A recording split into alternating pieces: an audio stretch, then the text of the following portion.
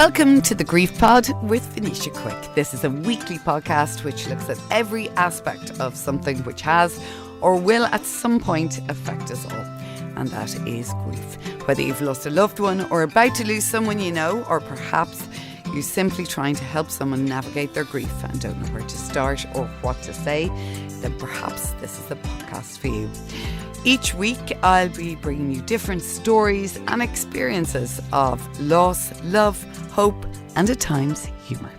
Suzy Byrne was and probably will always be the most recognised name and voice in Irish broadcasting. He was part of every household in Ireland over his very, very lengthy career.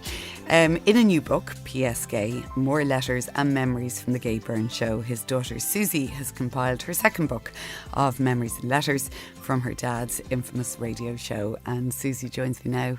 It's sort of interesting that today is in fact the inauguration day of our 10th President of Ireland. And your dad at various points, I think, probably was mentioned as someone who would be a suitable president. Yes. Was that something he actually had aspirations for? No, not at all. I think he was flattered to have his name being put in the hat for one particular presidency. But no, I think he had pretty much given most of his life over to public life, and as he said, you know, as we know now, the presidential campaign is tough, and he laughed and he said, you know, I have been on television and radio for so many years.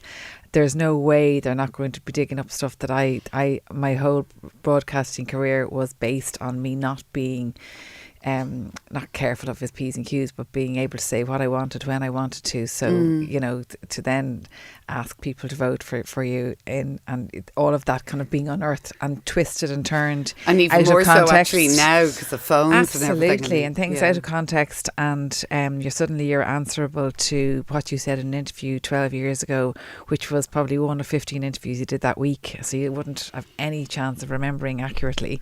So he said, why would he put himself into that position, and you know, the curtailments of it. He was at that point just coming into nice, enjoyable retirement with his Lyric FM show and various things. So I think for a fleeting moment it was a nice compliment, but no, never any further than that. But he was very obviously Mary Robinson, and he was very interested, absolutely, and hugely supportive of Mary Robinson, and then I suppose Mary McAleese we would have known personally and professionally, and they had a great relationship, great rapport as well. So but equally he would have interviewed all the candidates and all the usual things coming up to the election, and tried to keep it very independent. It was, I think probably though deep down he probably had a hunch in who would have won, or had a particular soft spot perhaps for one of them. And I think he always had to be so careful with that to try and, because my mother was very much kind of, she was not political, but her family background was Fianna Fáil, and she made no apology for that. Excuse me. So he never really let it be known his sway of politics or religion or anything like that, so that he could ask people questions without them thinking that a particular answer was what he was expecting. November for you is an exceptionally difficult time. Both your dad and your mum Kathleen's anniversaries last week, and your mum's first anniversary.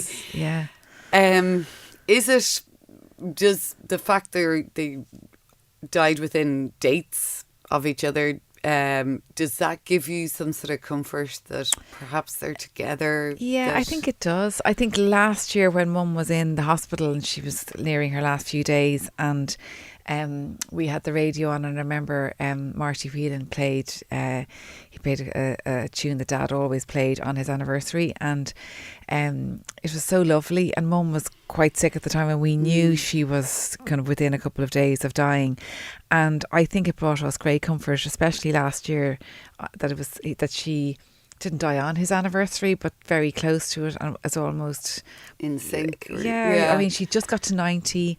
it was Dad's anniversary, and it all seemed to be kind of naturally okay. That I think it's hard because it's both in the same week, and at the same time, I think particularly with the book and all of that's happened the week before that. So this year was particularly hard. There's the throwback to memories and times of which were happy times is wonderful. So I think you're kind of remembering them both. Mum probably more acutely this year, of course, than Dad. But yeah, it's nice because I think even for the last few years we stopped around this time and we remembered Dad. So it seems like a nice way to also remember Mum. It does, and for a couple that had such longevity together, it sort of would seem right that it's their week. Yes, that it's a week that's for them. And also I think the fact that they both died, like Dad was 85, Mum was just 90. They died at a natural time, really. You know, it wasn't a tragedy. It's a lot of life, though, isn't it? A lot of life, a lot of life, and a lot of living, and they really lived. And so I think while we would be, last week we would have been very sad. We went out for dinner on Friday night and we bought a bottle of champagne and we raised glass to my mum and to Dad, and especially for the children.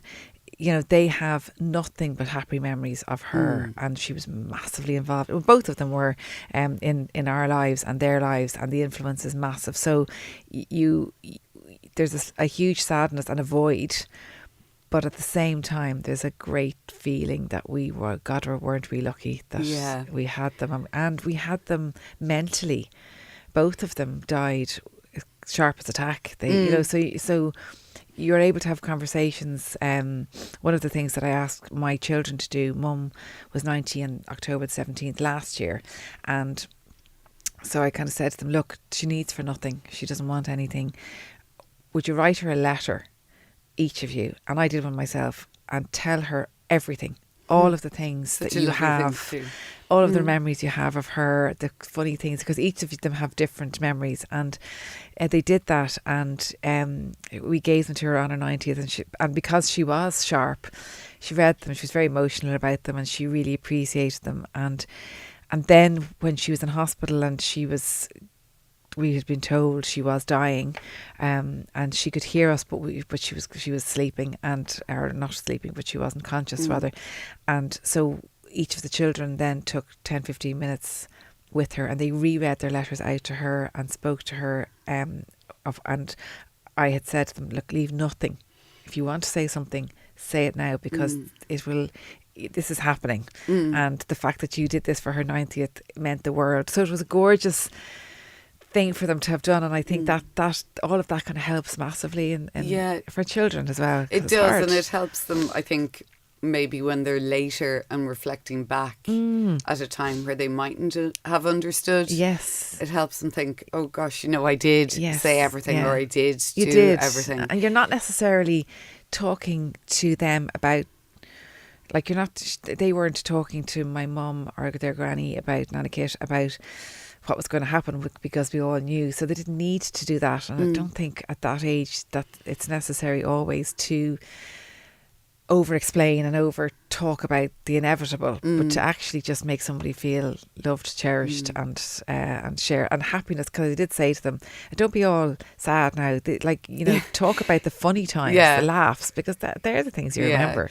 And it's great. It's interesting you say about that you toasted her anniversary on Friday with champagne, because she was very glamorous. She was very full of life, and somebody that you've described it, she saw people, which meant a lot to other people. Oh, completely. She really did, all the time. She was fantastic for imparting that on us and with us, because I think because of the life that Mum and Dad both lived, and it's in the book and everything, you can see that what people were going through, and they developed a tolerance and a knowledge that don't forget, if somebody says something awful or does something or is aggressive, it's probably there's something.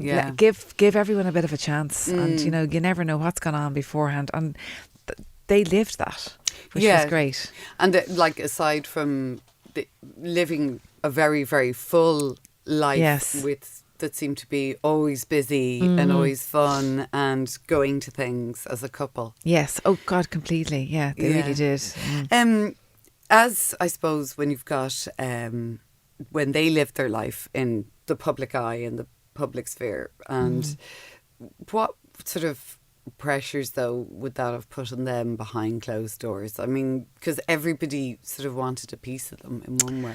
I think the pressure was huge, but I think Mum was an incredible woman, and she, I when I look back, and you know, you do, I think when you're living life you don't look back because there's so much going on, but in the last kind of couple of years I have looked back, and because she came from the business, she was a harpist, she was out on the road, she travelled, she'd done her entertainment, she was a broadcaster, she knew the world and she understood that world, and she knew the people in it, and she understood that, as you say, everyone wanted a piece of him. So her thing was really that he came home in the evening and he put it all behind him, and she was very supportive of him, not interfering, but she, you know, if he asked her opinion was hugely important, because she knew, because she was also a housewife and she was also living the life of the people that were his listeners, which were his absolute go-to. But also I think she appreciated that it's like you leave at 7 a.m. and people are basically pulling out of you all day.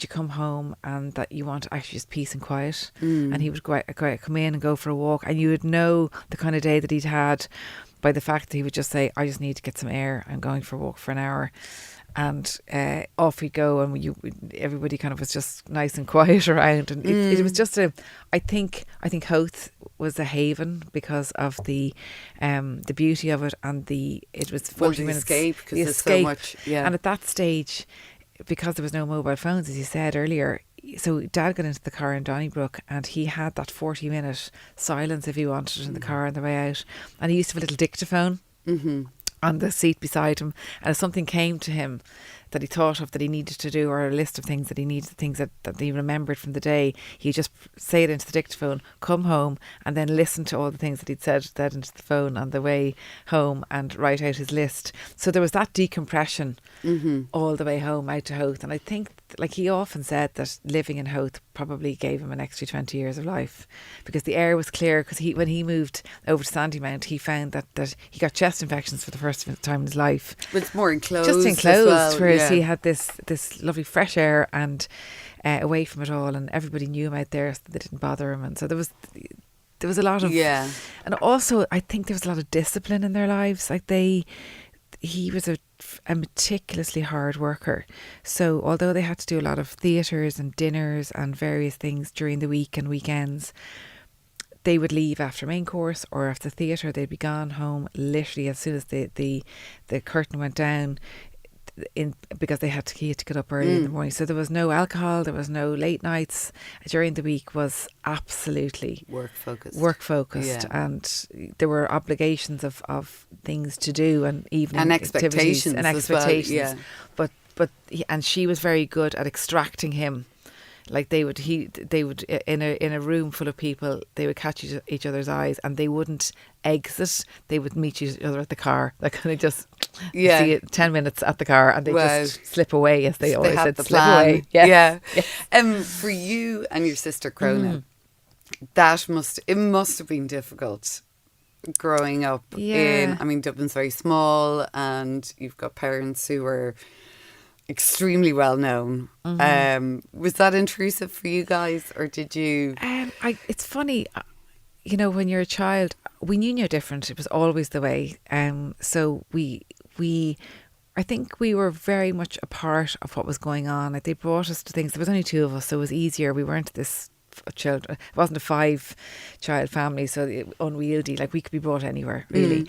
And we were very involved in going to theatres and stuff with them. So we really, I would say we took it all in our stride a little bit, because we didn't know any different. And yet there were times when other families were doing things that we couldn't do, because we couldn't, like if you go into a restaurant or you go anywhere I mean, I remember when I was living in London in early days, cappuccinos and lattes were non-existent. They were just coming in, and I came back and had just started working there, and myself, mum and dad went to the Power Square Townhouse Centre, and we were up up at the first level, and I said, what would you like? And I said, would you like a cappuccino? I'd love a cappuccino. So I went to queue for these cappuccinos, and the three of us, and it was at that point, it took ages to get these things. It was forever to be made. And I'm in the queue, and next minute, everybody walks out, including the people behind, because Gay Byrne was outside, and oh my God, Gay Byrne is over there, he's sitting at a table, and they all just abandoned their whole stations. The people in front of me left their queue, and I'm standing there going, oh my God. Anyway, they all chat, and they all came back, and eventually I got the coffees, and I went out with the coffees, and I'm sitting, and mum and dad are sitting there, and dad says to me, what took you so long? I said, excuse me, it's your fault. It's totally your fault. I would have been fine had you not been here. So there was things like that. Oh my God. So we but then with all of that, which could be quite intrusive, there was a huge love for him publicly. So when you would go places, people were so, we love you, Gay, and you're so good to us, and my son set up a restaurant and you popped in for a cup of tea, and then you mentioned it and his restaurant has taken off. Or there's so much goodwill publicly. Now I think within RTE he had to fight his corner an awful lot, but outside there was a lot of stuff. And then of course when you were a teenager, there was the total mortification. Yeah, I mean, there really was. You have told the story about Old Wesley. Oh yes, Old Wesley. Which we were probably both at the same time. I'm sure. I never and got it was to go. actually. Did you not get to go in the end? It's very funny. Still a myth. Yeah, whereby all the parents were writing into him saying that, kids were changing their clothes before they walked in. I may have been one of those I know, people. and getting the bus into town, and the drinking, and what the goings on behind bushes and underneath bushes and all that kind of stuff. And there was public outcry about, was, and I think the report was fairly shocking, and I think there was a lot going on that even the parents, I think and this is only from afterwards, even when I've been telling this story recently, some of the researchers that were working on the programme themselves, they came back and said the parents who wrote in were kind of writing in quite innocently. Yeah. But actually what was going on was so much worse than they even thought. So it wasn't like their fears were being acknowledged. It was more, there was much, much worse, which led to that whole, I mean, the clampdown was shocking. Yeah. And it was kind of across the board then, because you wanted to go to maybe with Stradbrook, or you wanted to go somewhere else. Hollywood Nights. Hollywood Nights, I think, for some reason, kind of, it seemed to escape. I don't know whether it was because it was in a hotel. I think I'd say mentally for a parent that just seemed to be a little bit more legit. Yeah. Who knows? But it must have been hard for you. Yes, because it was. Obviously you were in school. You've got all your pals going, your dad in this. It was always always cringy because the topic of conversation was so across, there was nothing else. So every morning in school, I realise now that in the staff room the Gay Byrne show was on in the background, and then every Friday, obviously, or Saturday earlier on, it was on at the Late Late Show. So it was the topic of conversation everywhere.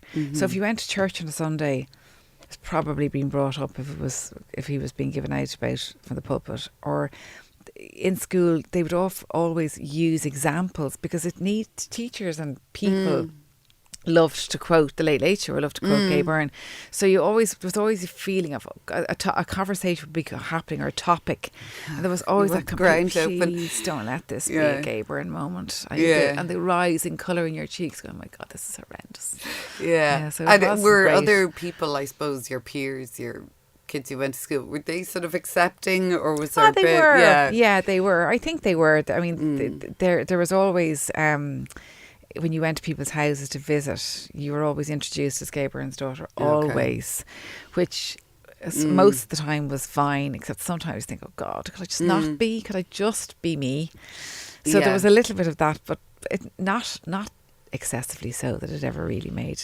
Again, because people were always so delighted to be meeting you. It wasn't a bad thing. And they struck me as a couple and as parents then that would be conscious of that, like for you and Crona. They were. They really were. And they were so normalised insofar as they were broadcasters. I think as well, when we look at it today, it's everything's so celebrity driven.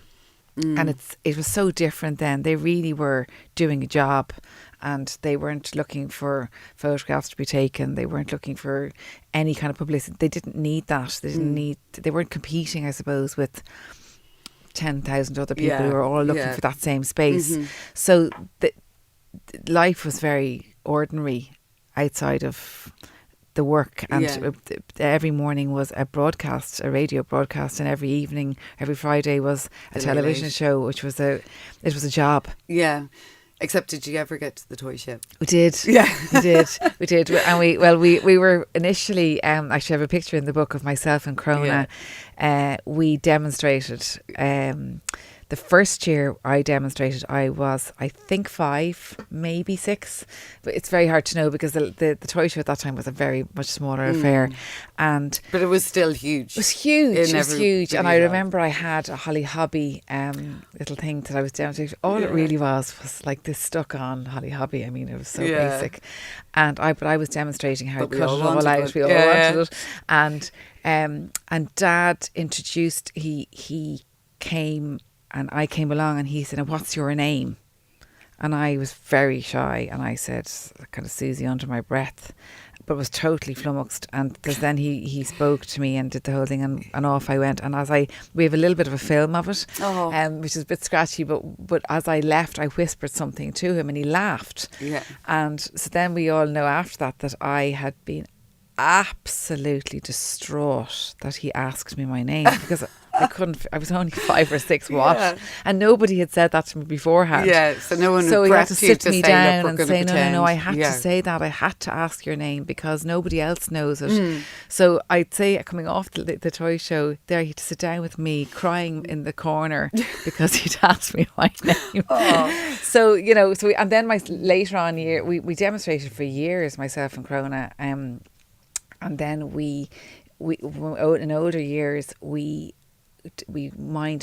supervised. We used to work every Christmas on the toy shows, getting all the toys on set, and then we would be looking after all the kids and stuff. And it's busy. So we were there. The toy show was kind of part of our growing up. Wow, we were really involved. It's your work experience. It's our work experience. Yeah.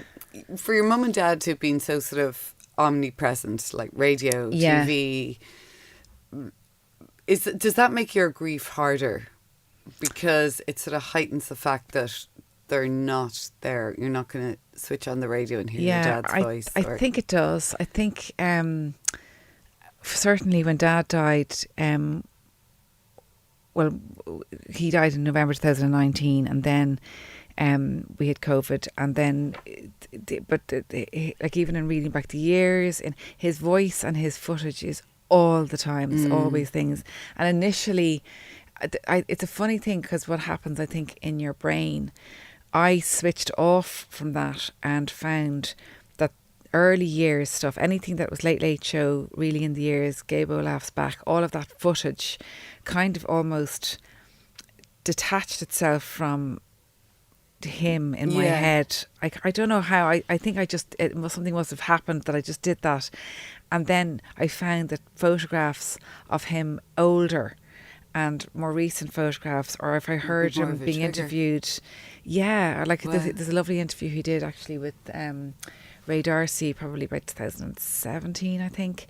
And I found that interview to be very hard to listen to, because it was more recent and more the person that had been sick or had died, as opposed to the childhood father, which seemed to be okay to me, I think. And I don't know why that happened. It's a weird thing. I mean, anyone I've talked to on the podcast that's perhaps had been like, I'm thinking Victoria Mary Clark or Jason Rock or Ciara Dignam, like hearing their obviously partner or parents' Yes. father's voice, like if a song comes on, or it can be so difficult. Yeah. It is, and I think it's things like the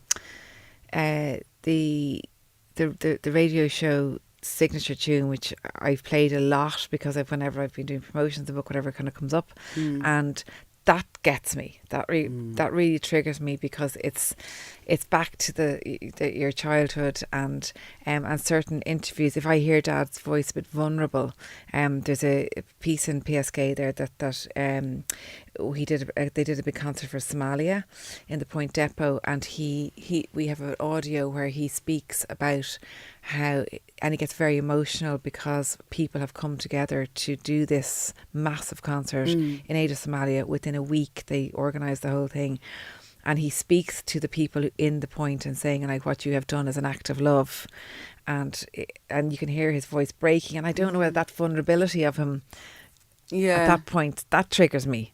Yeah. So there's certain things. It's the real, what made you so more at home. I mean, obviously, without going into too much detail, that's, he was Mr. RTE. Yes. And there's been a lot, obviously, about RTE in the last couple of years. Like, that must be something that makes you miss him more, because you'd be sort of going to talk to him about it. He'd have an opinion. Oh gosh, absolutely. On it, yes.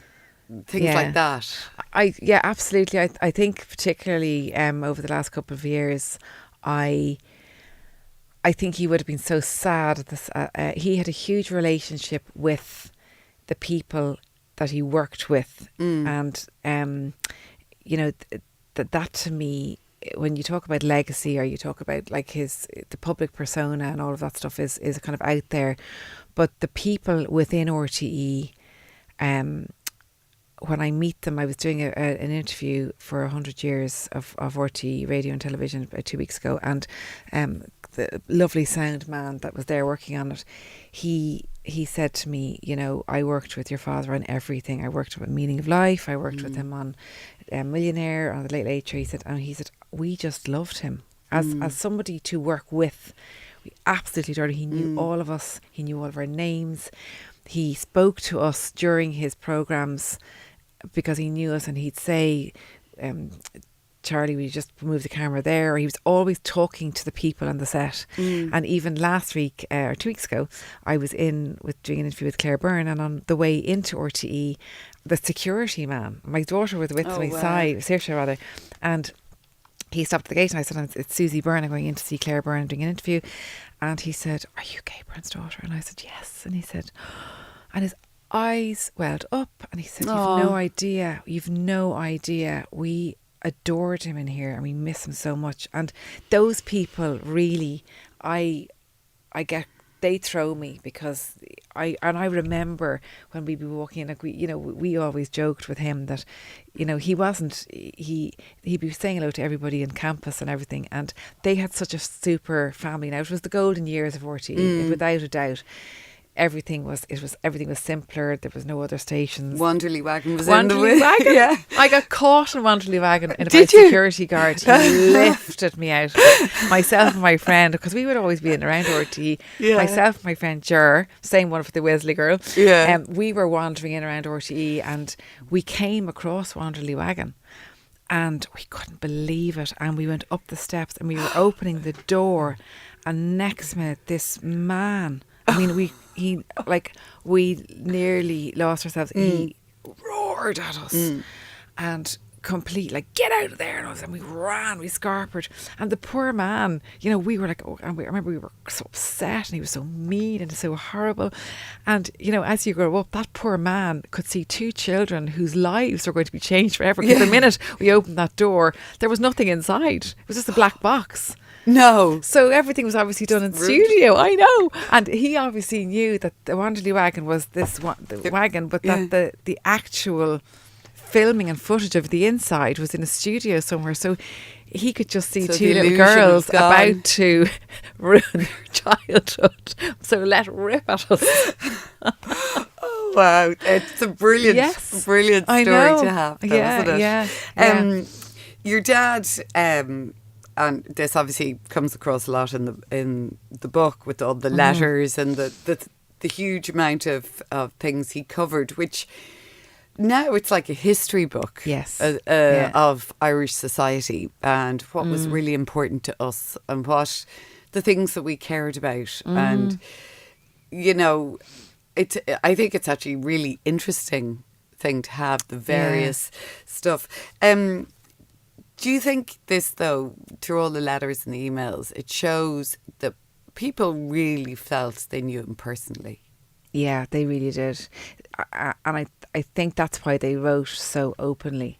They weren't writing to a radio programme. They weren't writing, like even now, if you're writing into somewhere, you'd probably email, you'd edit, you'd be checking so everything is exactly as it should be. You'd be so afraid it's going to be misconstrued. They wrote personally to him, and you could really feel that in the letters, particularly when in Dear Gay, in the letters, when they were opening up their entire world and their hearts and probably speaking something that they had never spoken to anybody about before. So you really, as you go through the letters, you really feel that this is not just people writing in as a conversation piece. They're actually confessing something or saying something that's on their mind that they've never, and they feel they can speak to him. Yeah, and they're actually, when you read them, they're writing with the knowledge that they're going to be listened to. Yes, yeah. I think that really comes across. Really, and they're not writing with the hope that their letter will necessarily be read out. In fact, sometimes they say, "Look, if you are going to read this out, please make sure my name's not mentioned." Or, you know, so a lot of all of the letters were always typed up, and the original behind to make sure there was, and if a name needed to be changed, that it was very sensitive, because the feeling was, even among the team and with him, was that they knew that these people were writing personally to him, and they probably were maybe saying more than they would have liked to. So to make sure that they were protected, that they weren't exposed as such, and I mean, of course, most of them probably read first by a producer or a BA or a research assistant or whatever. Yeah. But in a lot of people's mind in that day, they probably felt they were being opened up by your dad at a desk. Yeah. Direct. So it was huge. It was huge trust. Yeah, and what he did as well was he went into the studio for an hour and a half before every programme and just rehearsed. So when somebody's letter was read out, he had rehearsed it so well that to get the intonation right, to make sure that the sentiment came across. And you can, when you hear, there's a wonderful compilation done of 5 hours, actually. It's 5 different programmes of the best of the Gay Byrne show, and there's a lot of the letters are read out, and that you can really hear that because sometimes he would say to the listeners, because he knew that a lot of them were at home doing their housework, doing whatever they were doing, so he would say at the beginning, "Now I want you to put down whatever you're doing, sit down and listen to this, give it your whole attention." And then he would read out a very hard letter, and often the letter would just speak for itself, and at the end of it he might just say nothing. He might just say, "Now I want you to think about that for the rest of the day." And you like, there was kind of a pause of, and he was giving people the chance to make their own opinions up. He wasn't telling them what they should think. No, absolutely. Wow. Yeah.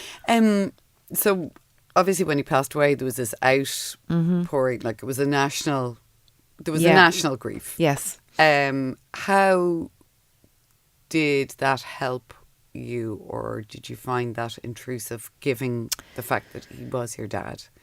This is where my mum was amazing again. You know, when Dad was, we brought Dad out to Howth. He hated being in hospital, and he just said, "Can you just take me home?" So we took him out to Howth, and Mum closed in, and she said, "Okay, this is going to go, we need to have our own time." And a couple of friends called in, his sister most importantly, and we had it, and it happened to be midterm break for the children, so the hospice people were in and out, and they were very they were lovely, and they prepared us so beautifully. And the Daffodil nurse Mary, I mean, she was an extraordinary, they all are. I've spoken to so many people in these living saints, really incredible people, and she you know, she came out every night, and so we had time during midterm. The kids were, they said it was like, everybody be normal, have your dad downstairs, in and in, just off the kitchen, so you're in and out to him. There's not like he's upstairs in a room in silence. And so by the time Dad died, Mum then, on the day, she said, now, he died in the morning, she was like, we don't let anybody know this. We need a little bit of time here because this is going to just erupt on us. So we waited, and then we told Joe Duffy, and Joe announced it in live line. So we had a few hours.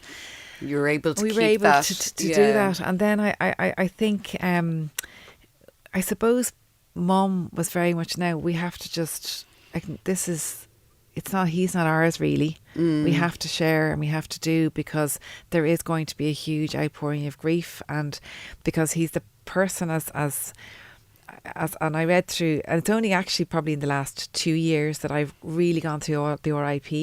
And what I did actually was, I got the book, the RIP book, printed and bound, and which is a lovely thing to do. And at the time, my husband was like, that's a bit weird. But I said, no, I need to have it as a book format, because I need to be able to read through it as opposed to on the computer. And what people said on RIP and in the books of condolences was that we feel we've lost a family member we never necessarily met. And there's a lovely comment from one girl who just said, thank you for the lift all those years ago in the rain. Nobody believed me. And I laughed, because I thought she probably went home late for something, in trouble, I'd say, and said, you're never going to believe it, Gay Byrne gave me a lift. I'd say everyone, yeah, sure. Yeah. So, but that's all she said in her message. And even at the back of the book, what the beautiful messages that people wrote into the Irish Times that week. Yeah. And as opposed to official kind of people, which I put in the book back of Dear Gay, but this stuff was really, like you're saying, that feeling of national grief. So I think it helped. I don't think it was intrusive, because I think it helped. It probably prolonged it a lot. It made it that wherever you went, people wanted to talk about Dad, and everybody knew that your dad had died, and everybody had a story to tell, which is genuinely probably fabulous. Although sometimes for you might have been in a position, or feeling tonight is not the night. No, and those things, I kind of sometimes just didn't go to things. I knew I just wasn't ready, because I suppose whatever about us is, we feel like we have to kind of keep it together all the time. So if I felt like I wasn't going to hold it together, I just bowed out and didn't go to things. But again, I think, you know, you learn from that generation, even all those letters, all those people, they're so strong and resilient. And then we had COVID. So COVID came quite quickly after Dad died. Yeah. And then we were in that cold, thank God, like we had such an amazing experience. And you got to be with him. I mean, both of my parents died with me holding their hands in a very peaceful manner. And one of them died at home, the other was in hospital, but we waked them both at home. And you sometimes you feel guilty for grief, because you think, well, you know, we had it so lucky, we had it so good, we were so lucky. Do I have a right to be grieving? But at the same time, you do. But it's a lovely feeling to know that. Yeah, they were with you. It's very reassuring. Yeah, and I think as well that your dad, I'm just thinking of one, because in the book, like we're just say that there are some really sort of funny stories, and there's like the issues people have, the Switzer's window, and we were talking obviously about the Wesley story. Glenroe was Glenroe was fabulous. Whether Dick Moran was allowed back home or not, you know, but the outrage, but people still outraged now. Like they can't watch a TV show without being on social media. So it was like the early days version of social media. But it totally was, you know, and it's because it was people's out. And then I think when the telephone and the comment line, which is around the time of this book as opposed to the last one, which was more letters. People's comments are wonderful. Like that thing about like even the Glenroe and the baby, and the Biddy and Miley had this baby, and really we hadn't seen the baby, and why is the focus on one and not the other, and has this baby even been baptised? Like, oh my God. Priorities. Yeah. But then on the other hand, you had that like amazing, I mean, I actually rewatched it there recently last week, and I was in tears watching it. That I think it was around 1997 on the Late Late Show when the lady won the competition or the answered car. the phone and her daughter died the night before. Yes. Yeah, that's an extraordinary. It was an extraordinary, and you could see the lady who answered, Rita, was just in this blur of didn't know, hadn't even recognised it yet. But your dad handled it so incredibly, and that was the complete opposite sort of side to the coin. It was an extraordinary moment, and the fact that Brendan Kennelly happened to be there for that, exactly, and recite that beautiful poem, and it was an extraordinary moment. Was that the sort of moment, like coming home from that was late on a Friday night? Did that stay with your dad for a while? I think did he so. talk about I think so. Yes, he came home on a Friday night. He would come home about 1 a.m, and every single Friday night he would sit looking, if it was in any way mild, outside. Okay. And just sit out in the balcony and overlooking the bay or whatever, and just go through everything that had happened in his head, and something like that. Was an extraordinary moment on television. It really was. And that's, I suppose, the beauty of live television. Yeah, but it also showed that it wasn't just, I don't know, about somebody talking about lemon cake. It was that he had that compassion and empathy. You know? And he really did. I think that's where that was what gave him the ability to do what he was doing, and the people and the radio program, the radio listeners were everything to him. And the fact that I remember Catherine Corless saying that nothing was too big or too small for him, that you never felt that anything that you said was too little or a problem that was too big. And so that empathy and that feeling that whatever you were saying was very important in your life, and therefore it was very important to him and to everyone that was listening. Yeah, so because that really, I think in that particular moment while you're laughing about one thing, then there's that end of the scale that really comes across. How would you think your mum and dad would like to be remembered? What do you think they would like their legacy to be? I think they would like to think that if people stopped to think of them, that they had done some good. And I think with Dad, he would he would have bashed all of the stuff that he was a change maker with all this. I think he would like to think that he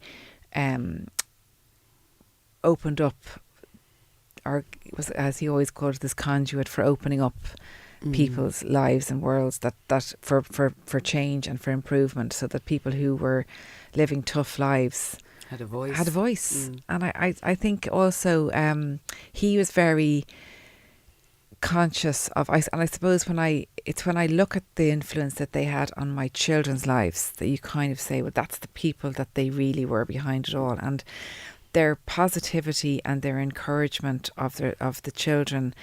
And they were quite spiritual without being religious.